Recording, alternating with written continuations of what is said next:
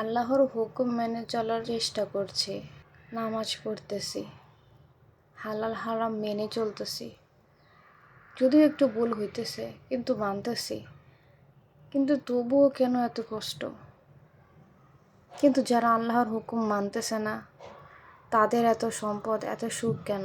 তারা তো সবই পাইতেছে। নিরাশ হইতেছো কেন?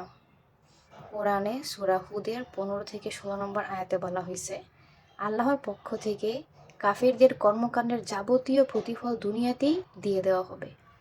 যেমনিভাবে অন্য আয়াতে বলা হয়েছে যে কেউ পার্থিব জীবন ও তার শোভা কামনা করে, দুনিয়াতে আমি ওদের কাজের পূর্ণ ফল দান করি এবং সেখানে তাদেরকে কম দেওয়া হবে না, মানে দুনিয়াতেই সব দেওয়া হবে।